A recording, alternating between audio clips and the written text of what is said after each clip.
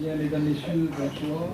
Merci d'être nombreux à cette réunion qui est une réunion évidemment très importante puisque vous verrez, vous allez voir les contraintes et les propositions que nous allons vous faire. D'abord les contraintes de l'État qui sont celles notamment des zones à risque, de la loi montagne, de la loi Allure, de la loi NOTRe et tout ce qui vient se transporter sur notre carte communale. Aujourd'hui, on va vous présenter un plan de zonage avec le règlement qui va avec. Alors le plan de zonage, je vous l'ai dit depuis plusieurs fois, l'État nous demande de densifier, c'est-à-dire l'État nous demande de réduire toutes les zones constructibles afin de densifier, puisque, je le répète, les propos de l'État sont de dire que nous consommons trop d'espace. Pour eux, les résidences individuelles comme nous avons sur Berre aujourd'hui ne devraient représenter qu'un petit pourcentage de ce qui va être construit sur la commune. Évidemment que ce n'est pas notre souhait, ce n'est pas le souhait du maire ni des élus, et que nous allons faire avec le bureau, encore M. Perron, merci d'être là, le bureau citadien, qui nous suit dans cette aventure qui fait que, parfois, après toutes les péripéties qui seront celles que nous impose la loi, nous arriverons, je l'espère en tout cas, à faire en sorte que le village de Berre, que la commune de Berre puisse être encore pendant bien longtemps une commune paisible où il fait bon vivre. Alors aujourd'hui, donc, nous allons vous présenter le plan de zonage avec le règlement. Nous devions avoir une réunion avec les PPA, les personnes publiques associées, qui sont l'État, la Chambre d'agriculture, la Chambre de commerce, et j'en passe. Mais eu égard au mois de juillet, aux congés qui suivent, en juillet-août, ce rendez-vous, cette réunion avec les PPA a été renvoyée au mois de septembre. C'est bien ça, monsieur. Elle a été renvoyée au mois de septembre. Donc nous aurons cette réunion au mois de septembre. Après, nous ferons une autre réunion, parce que ces gens-là vont avoir eux aussi beaucoup d'ambition et vont prétendre à un morceau du gâteau, à une part du gâteau, donc ça va une fois de plus ouvrir des débats à ce sujet. Est-ce qu'on se construit là, est-ce qu'on ne se construit pas, là je veux, toi tu veux pas, enfin ça va encore ouvrir un débat comme ça. Ensuite, donc, nous aurons cette réunion publique pour vous informer des améliorations ou des transformations de ce que nous aurons perdu sur la carte de zonage. Ensuite, nous devrons donner, les élus devront communiquer aux PPA, aux personnes publiques associées, l'avis, et qui ensuite se terminera par une enquête publique qui va durer 3 mois et auquel vous pourrez là aussi apporter vos remarques qui seront prises en compte ou pas. Voilà, je crois que j'ai à peu près tout dit. Notre souhait, bien sûr, c'est de faire en sorte, je le répète, que pour tous ceux qui sont les résidents berrois de longue date, l'ont déjà apprécié, la commune. Pour ceux qui sont venus s'installer il y a moins longtemps, eh bien, ils ont apprécié le calme de Berre. Nous essaierons de pouvoir continuer à conserver ce calme. Mais il est évident qu'avec toutes les lois, je le répète, qui se superposent sur notre carte, il y a de moins en moins de possibilités de construction, eu égard notamment aux zones, les couloirs écologiques, les corridors écologiques qui font que les animaux doivent pouvoir traverser d'un côté à l'autre de la commune. C'est bien tout ça, mais il y a des gens qui se trouveront, des propriétaires qui se trouveront dans ces couloirs écologiques et qui seront évidemment sanctionnés. Et ce qu'il faut savoir, c'est que là, nous ne pourrons absolument pas, à part quelques centimètres, nous ne pourrons pas transformer ou supprimer ces couloirs écologiques. Voilà, M. Perron, je vous passe tout de suite la parole et vous remercie pour tous les renseignements que vous allez nous donner. Oui, bonsoir à tous et merci d'être là. Si nombreux. Donc une toute petite rectification par rapport à ce que M. le maire vient de dire. L'enquête publique ne dure pas 3 mois, mais 1 mois. Plus 1 mois pour le commissaire enquêteur pour rédiger son rapport. Ce qui dure 3 mois, c'est l'avis des personnes publiques associées. Donc aujourd'hui, c'est la 3e réunion publique. l'avez déjà souligné, nous devions ce matin rencontrer les personnes publiques associées qui étaient trop absents pour raison de congé. Donc voilà, au lieu de ne pas tenir compte de leurs avis et de se prendre un retocage du document à la fin, il valait mieux décaler la réunion au mois de septembre. Voilà. Il y a une date qui n'est pas encore fixée, on va prendre contact avec les services en question, voir quel est leur planning pour arrêter une date. J'avais prévu donc sur la réunion d'aujourd'hui un très rapide rappel de procédure, qui était juste sur une diapositive. Des questions ont été soulevées, donc je vais revenir un peu plus en détail sur la procédure et la concertation. Donc là, on est à la troisième phase des 4 grandes phases d'élaboration. 3 phases durant lesquelles la concertation a lieu. Donc la concertation, c'est vous qui pouvez participer, échanger. C'est la délibération de prescription du PLU, donc il y a plus d'1 an, qui a fixé ses modalités. Donc vous avez un registre disponible en mairie, aux heures habituelles d'ouverture, et ici ce soir. Dans ce registre, vous pouvez mettre toutes les remarques qui touchent le PLU, qu'elles soient d'ordre général, d'intérêt général, ou vos demandes personnelles. Ah oui, c'est plus fort, effectivement. Donc ces remarques, on les prend en compte. D'ailleurs, aujourd'hui, on a encore reparcouru ce registre pour voir ce qui peut rentrer en tant que demande individuelle dans le cadre de l'intérêt général de la commune. Donc ça, c'est le premier moyen de concertation. Le deuxième, ce sont les réunions publiques. Donc là, c'est la troisième. Pour rappel, la première était purement pédagogique. C'est qu'est-ce qu'un PLU et toutes ses contraintes. La deuxième, vous présentez le diagnostic et le projet d'aménagement et de développement durable, le PADD. Et là, la troisième a pour objectif de vous présenter la traduction réglementaire de toutes ces étapes précédentes, donc le zonage et les grandes lignes du règlement. Alors pourquoi les grandes lignes du règlement et pas tout le règlement? Si on lit le règlement dans son intégralité, vous allez vous endormir en assez peu de temps, vu qu'il y a 16 articles par zone, il y a plusieurs zones, et que chaque article a des sous-articles. Donc on ne va pas rentrer dans les détails, on va vous donner à chaque fois ce qui vous intéresse vraiment, les marges de recul, les hauteurs, l'emprise au sol et le taux d'espace vert. Voilà, ce qui vous donne vraiment ce qu'on appelle les règles de prospect. Pour vous donner une idée du volume et de la superficie constructible sur un terrain. Donc en procédure, la troisième réunion publique, c'était les 3 obligatoires stipulés dans la délibération de prescription. Mais comme on n'a pas pu voir les services de l'État et qu'ils vont nous demander des ajustements sur le document, on s'est concerté tout à l'heure avec l'équipe municipale ici présente, on fera une 4e réunion publique, certainement un après-midi, pour vous expliquer les changements qui auront eu lieu entre ce que vous allez voir ce soir, qui est le projet souhaité par la commune, et la version qui sera présentée au contrôle de légalité, suite aux échanges avec les services de l'État. Alors normalement, ce sont des variations qui restent mineures. Jamais à bout de surprise avec les personnes publiques associées. Donc on préfère recommuniquer encore une fois avec vous pour présenter ces changements. Et donc, suite à la prochaine réunion que nous verrons, on déposera le dossier auprès des personnes publiques associées pour avis. Là, ils ont 3 mois. Leur avis nous revient. Il est inclus dans le dossier qui, lui, n'est toujours pas modifié et soumis à enquête publique. Donc vous verrez le dossier et les avis de l'État lors de l'enquête publique. Pendant les 3 mois de consultation, le dossier sera disponible en ligne, vous pourrez le télécharger. Comme ça, vous pourrez préparer l'enquête publique de votre côté.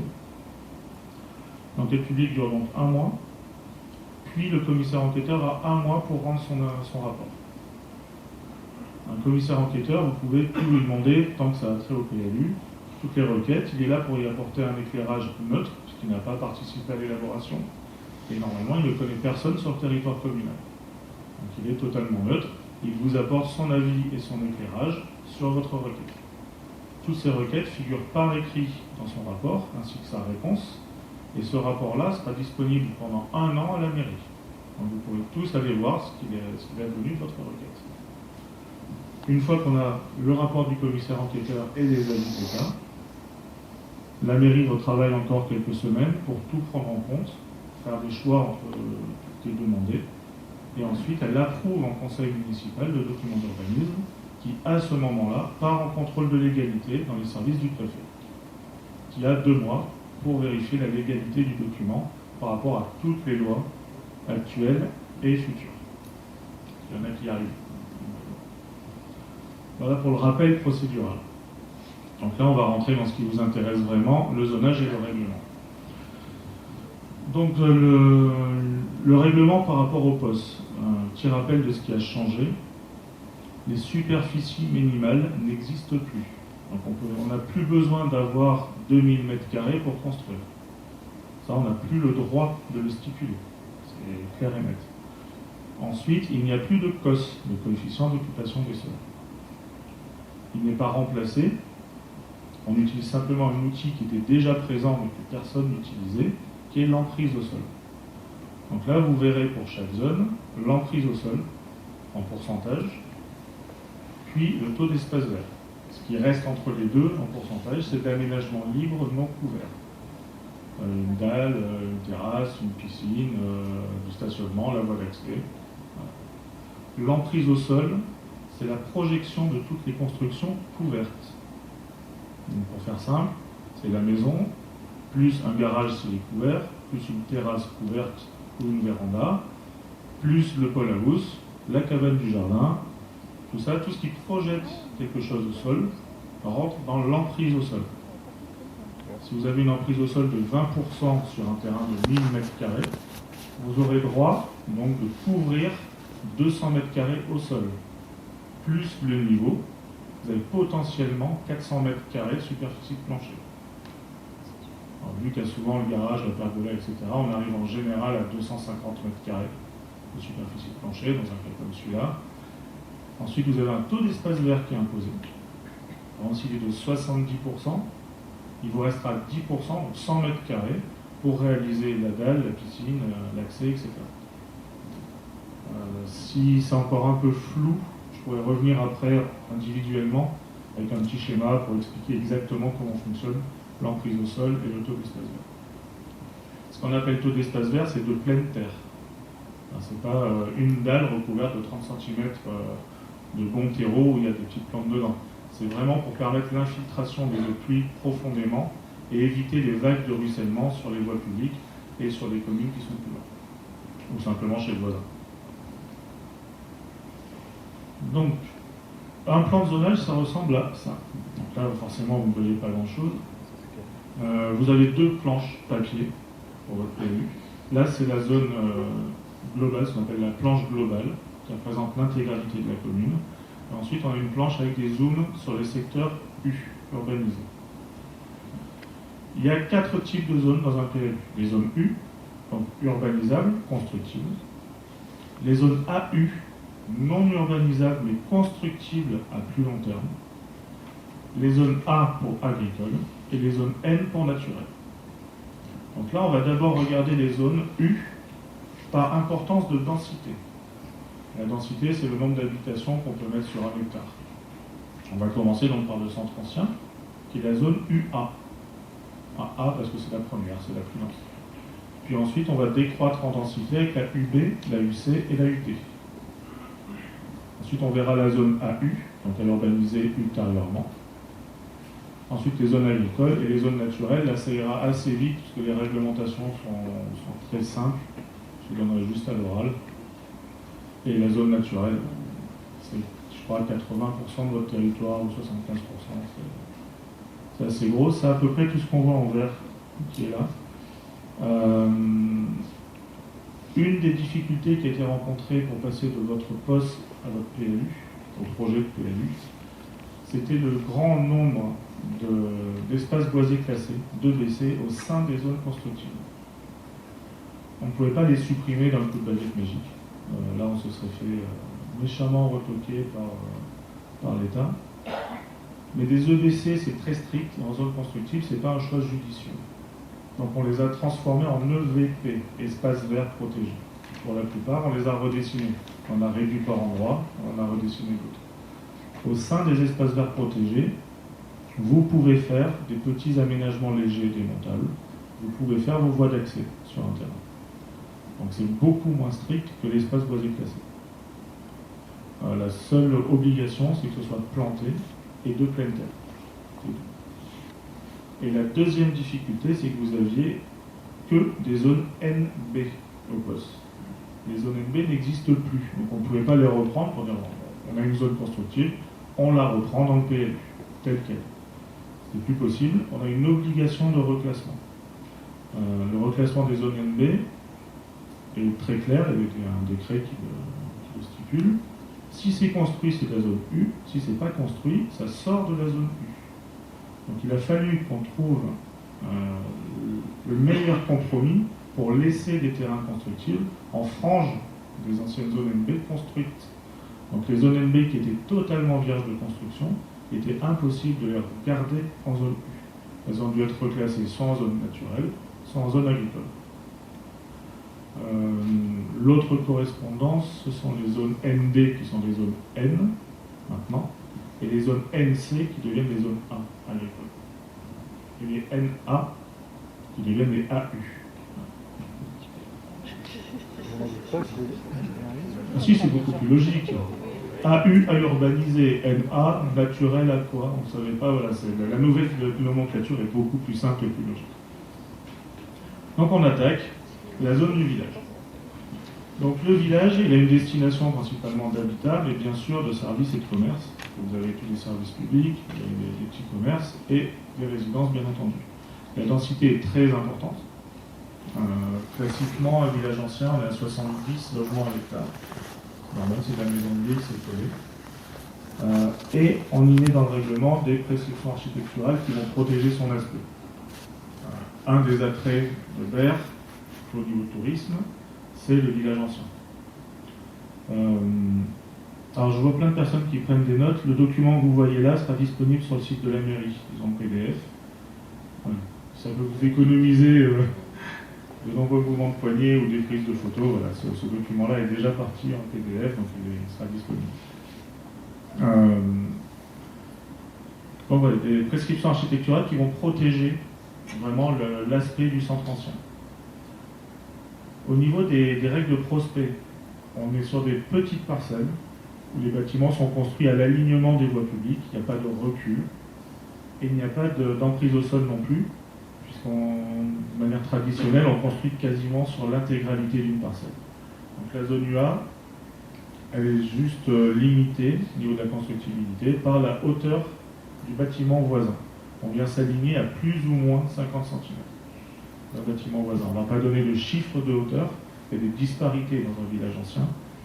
Donc pour garder ce qu'on appelle un épanelage, c'est-à-dire le jeu de hauteur des toitures, qui n'est jamais totalement lisse dans un village ancien, on autorise cette modification à plus ou moins 50 cm par rapport à ce qui est limitrophe, bâtiment vraiment voisin. Et pour tout ce qui est espace libre, pour le peu qui reste, on doit conserver les plantations existantes. Donc la zone UA, elle est là. C'est pas ce qu'il y a de plus visible depuis le fond de la salle. Oh, pardon, j'étais trop vite. Donc on est limité par la résolution de l'écran. Bon, voilà, ça regroupe vraiment le centre ancien et tout ce qui est service administratif ici. Les espaces verts présents sont protégés, les grands espaces verts. C'est la petite trame verte que l'on voit. Et vous voyez une grosse tache rouge, pleine de carrés. Alors ça, c'est une mise en protection particulière. C'est ce qui est sous l'avenue Alfred Boriglione. Quand vous passez sur cette avenue pour aller sur Super-Vert, la vue, l'ouverture visuelle vers le sud est très importante. Pour ne pas qu'elle soit atteinte, on a limité la hauteur des constructions à la hauteur de l'avenue Boriglione. Voilà, c'est une protection assez classique dans ces cas-là et qui évite de gâcher vraiment des points de vue visuels importants. On retrouve cette protection également dans la zone UB à côté. Les petits carrés rouges que vous voyez, ce sont les permis accordés ou les constructions réalisées non cadastrées. Ça permet de voir que la parcelle n'est pas disponible. Les petits, les gros ronds dans des carrés, ce sont les espaces boisés classés. Et les petits ronds verts, tout court, tout petits, ce sont les espaces verts protégés. Et c'est tout ce que l'on a sur celle-ci. Il y a 4 petits ronds verts sous le cycle UV. On les On voit les pas. verra après. Voilà, ça, c'est la zone UA. Il n'y en a qu'une seule, il n'y a qu'un seul centre ancien. Ensuite, il y a la zone UB. La zone UB qui est directement adjacente à la zone UA. Le principe de la zone UB, c'est la possibilité de densification sur Berlézal. Densification, ça veut dire pouvoir construire plus sur un terrain où avant on était arrivé au maximum de constructibilité. Pourquoi mettre un secteur de densification? Parce qu'on n'a pas le choix, déjà. Et où le mettre? Ça, c'est la seconde question. Parce qu'on n'a pas le choix, qu'il va falloir densifier quelque part sur la commune. Le plus logique, c'est de le mettre à proximité des commerces et des services. On n'allait pas mettre au bout de Superbert ou au col de Nice un secteur de densification, parce que tous les nouveaux habitants potentiels n'auraient pas interagi avec le village. L'intérêt, c'est de faire vivre le village. Donc on a choisi vraiment l'endroit le plus logique au niveau de la topographie, de l'accès et de la distance par rapport au centre de ville. Par contre, on n'a pas fait une densification de dingue, on n'a pas autorisé des HLM.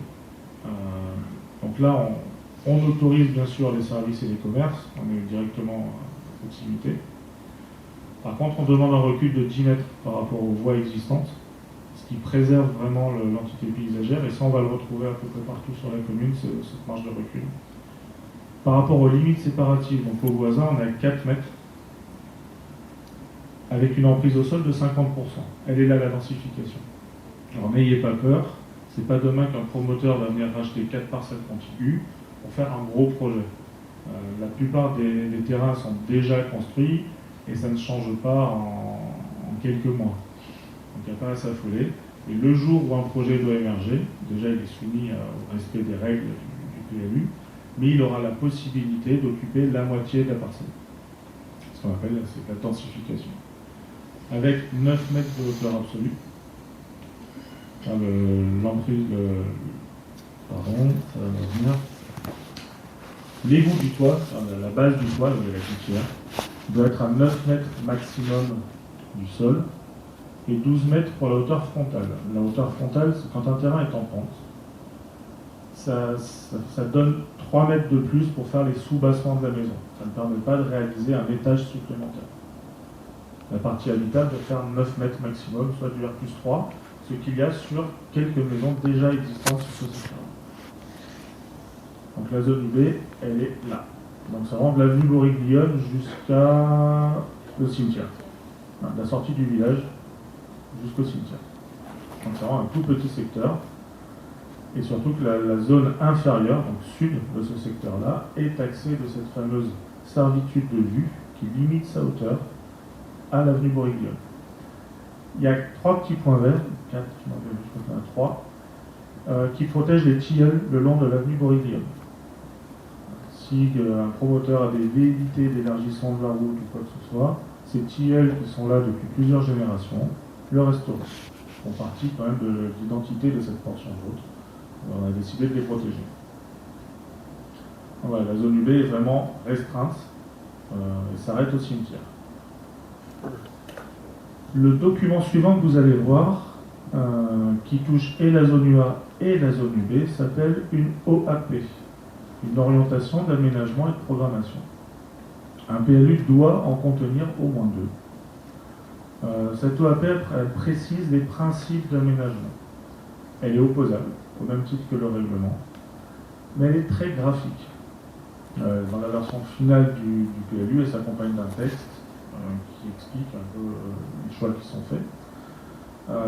Et surtout, voilà, elle traduit graphiquement ce que l'on souhaite sur un secteur. Donc là, sur le secteur qu'on voit ici, on a le centre ancien qui est en jaune, enfin, j'espère que ça ressort en orange, orange clair ou jaune foncé au choix. C'est le centre ancien, donc on déclare qu'on souhaite le protéger architecturalement.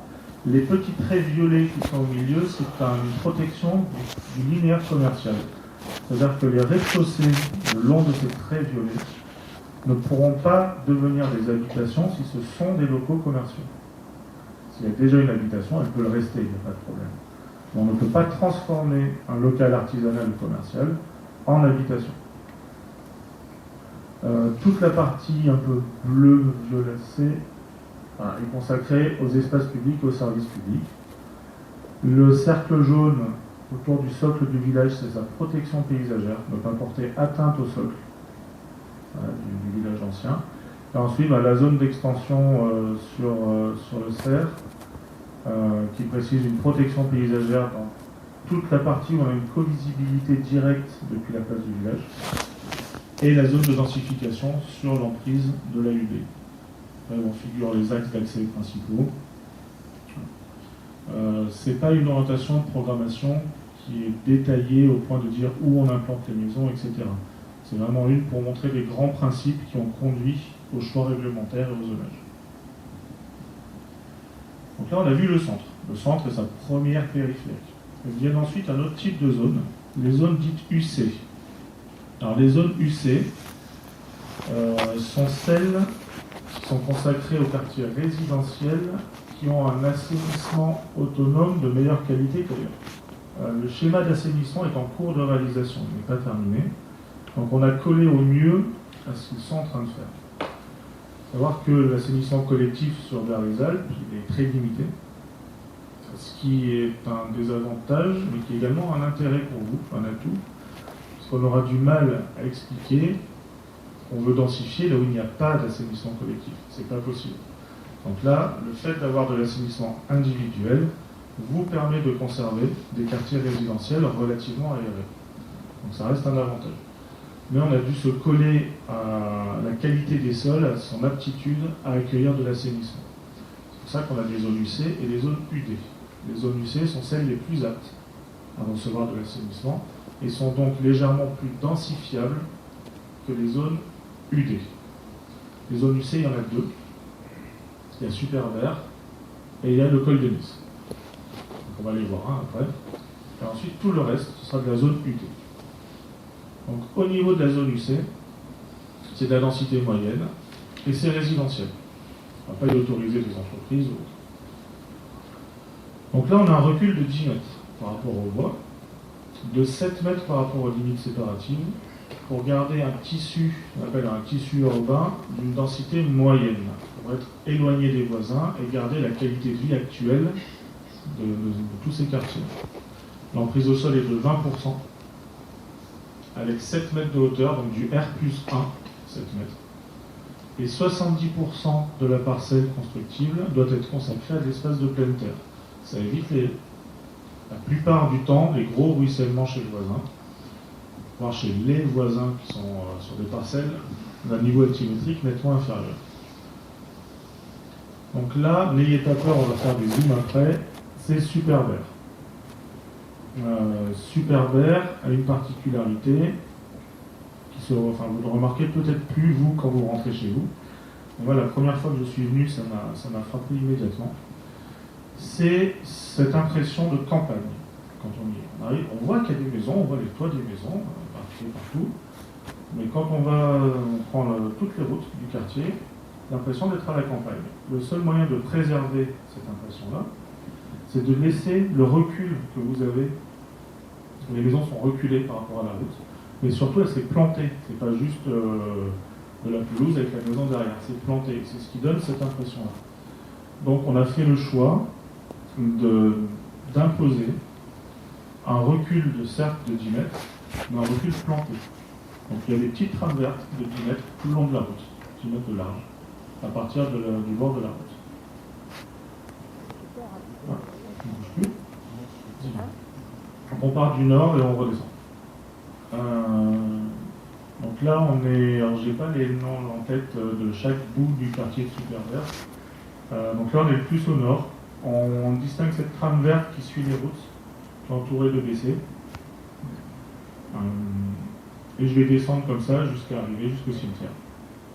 Et après, s'il y a des demandes particulières, on remettra certaines diapositives pour aller voir une parcelle ou une autre. Donc voilà, toute une trame verte. Les endroits où les trames vertes s'éloignent de la route et prennent des parcelles dans leur intégralité ou quasi-intégralité ont deux raisons d'être. Soit c'est un héritage des EBC que l'on doit à minima conserver, même si on les a par endroits réduits et retravaillés. Et comme l'a dit M. le maire en introduction, la traduction des corridors écologiques. Le Super-Vert a, je crois, 3 corridors écologiques qui ont été identifiés et que l'on doit à minima préserver, si ce n'est restaurer dans leur intégralité.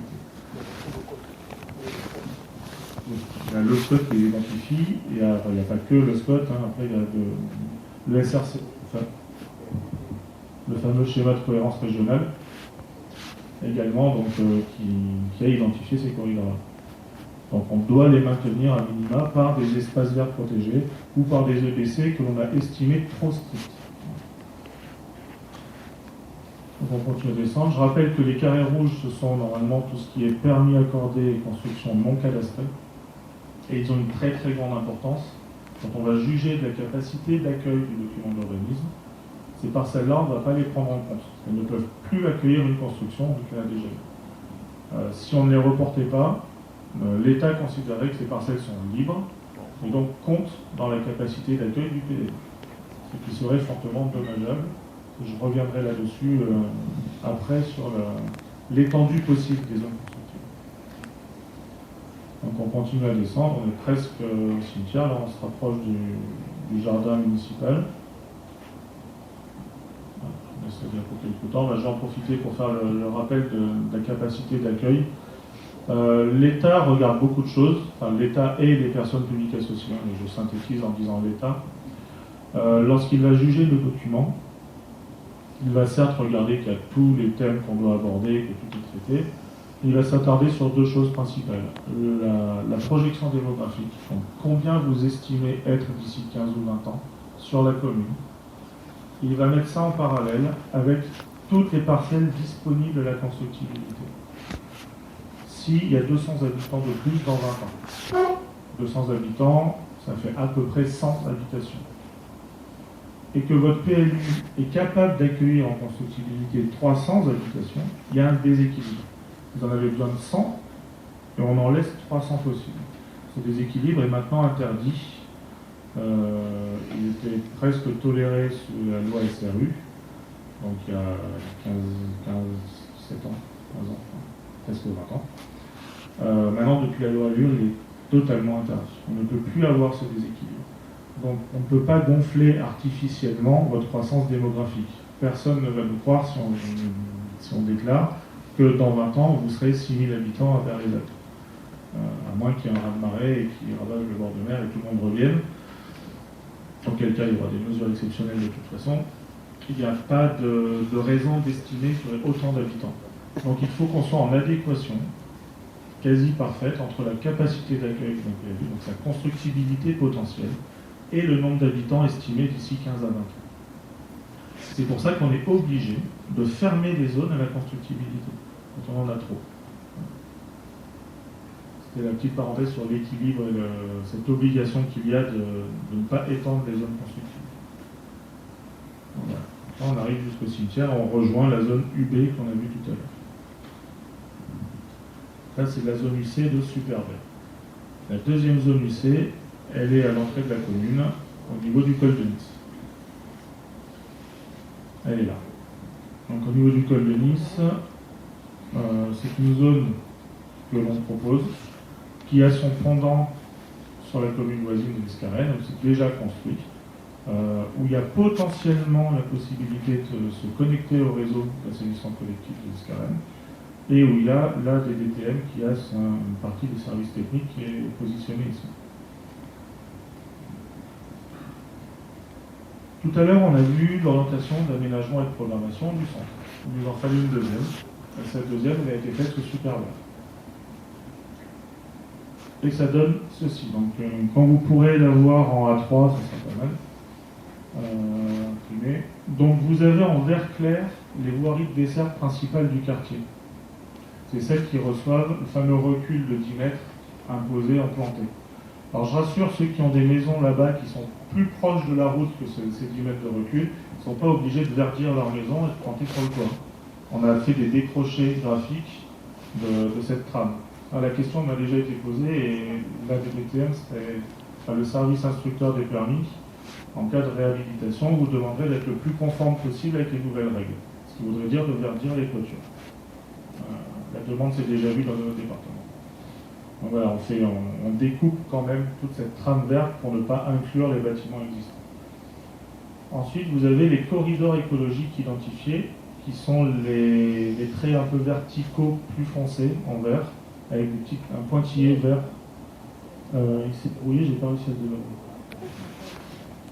Donc ça, ce sont les corridors écologiques qui viennent imposer cette trame verte au sein de la zone constructive, qu'on appelle en pas japonais, donc des terrains qui sont taxés quasiment d'inconstructibilité pour rester verdoyants et permettre aux gentils animaux de traverser toute cette zone urbaine.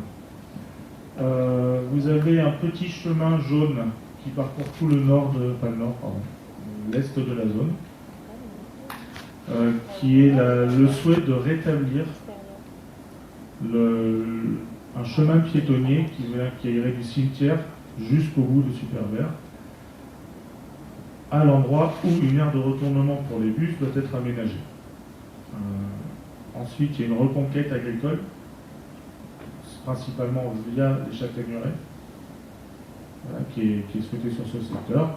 Et on a les grands principes d'aménagement du quartier Super-Vert. On voit que ces OAP qui sont opposables au tiers ne vous imposent rien de plus que ce qui est déjà traduit réglementairement. Donc là, on a fait tout ce qui est les zones UC. Il reste les zones UD. Donc, tous les autres quartiers qui ont une moins bonne aptitude à l'assainissement. Et on a fait un sous-secteur dit UDA.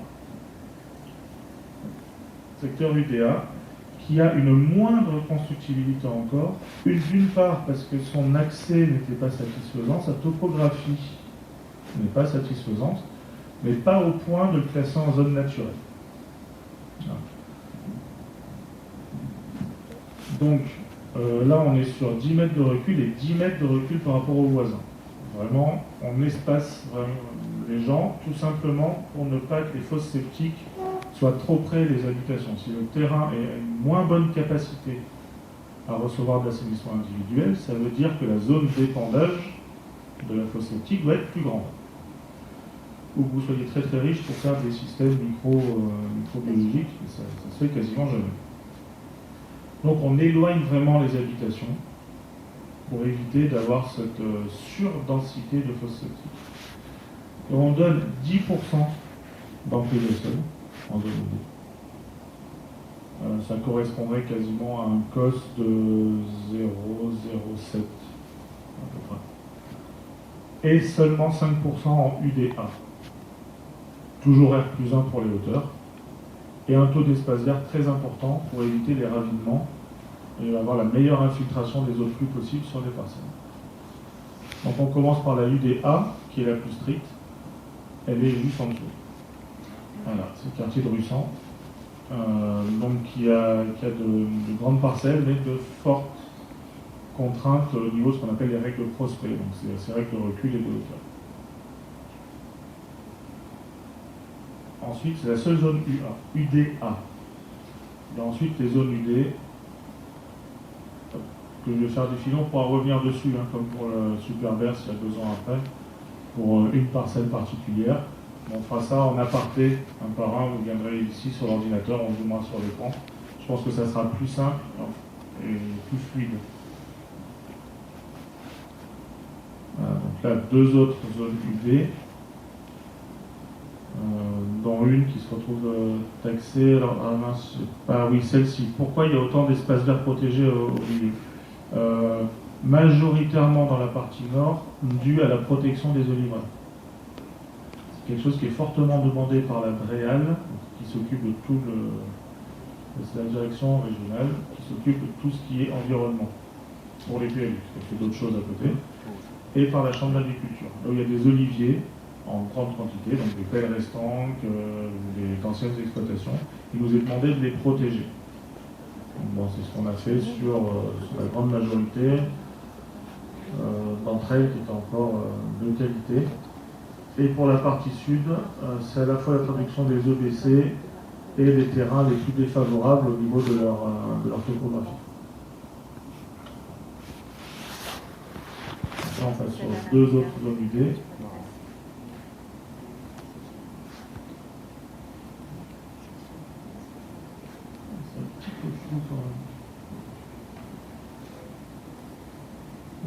Je crois que celle-ci c'est l'avant-dernière, zone UD, qui est dans les lacets en montant au village.